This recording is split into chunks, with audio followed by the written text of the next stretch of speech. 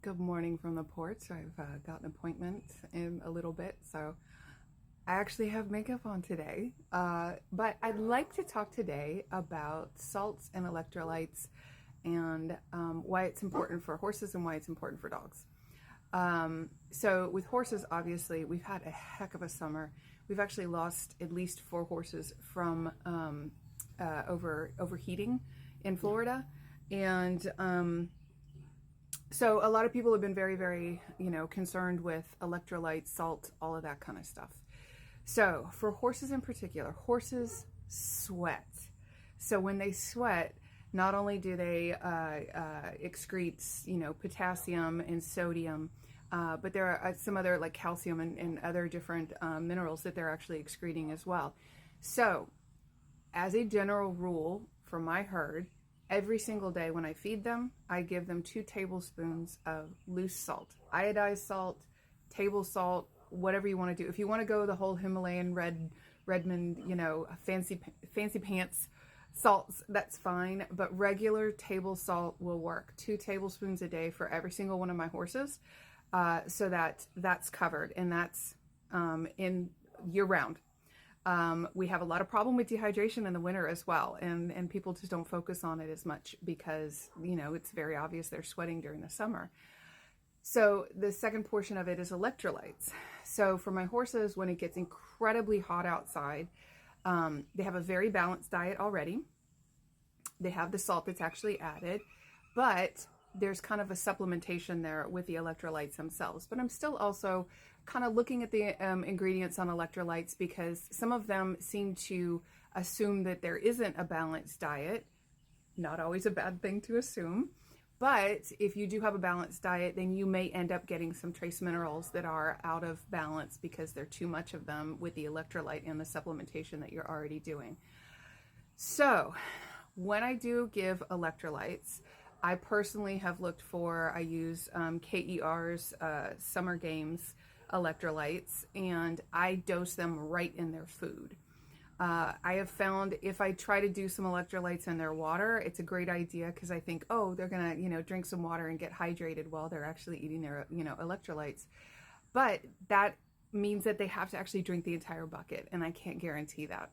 So for me, I put the electrolytes directly in the food. That in turn makes them thirsty, and then they will drink more. Now, salt and electrolytes, wonderful for horses, absolutely necessary. Dogs don't sweat. Dogs actually can get an incredible imbalance that's toxic of salt and electrolytes. And this is not to scare people, but this is something that I considered when I actually developed this line, because we have a lot of products out there that do have salt and do have electrolytes, and they are for horses. But a lot of horse people have dogs like myself, and my dogs are constantly scavenging in the barn. I've got a very sloppy eater Wick that there's this wonderful symbiosis that's going on between them where he eats and flings stuff all over the place, and they come through and they clean it up. So knowing that, and knowing that my horses go and investigate buckets and everything like that, or that my dogs do, I wanted to develop a product line that would be safe and palatable and healthy and have benefits for both horses and dogs. So all of the, herbs and spices that are put out, some of them, garlic, not for dogs, but the herbs and spices themselves in general, if you see them offered for the horses and the dogs, they're safe for both. The mixtures themselves, every single one of the mixtures that I'm developing, they are safe for horses and dogs. It's a different portion for each, obviously. And then the other thing too is, if you're looking at the dosing, the dog or the horse would have to literally drain an entire bucket to get that full dose. So you know exactly what's in there. I put a nutrition label on it and everything, so you can see how much is in each dose. I want full transparency. I want you guys to be able to know what your horse is getting, and that they're not getting too much and they're not getting too little.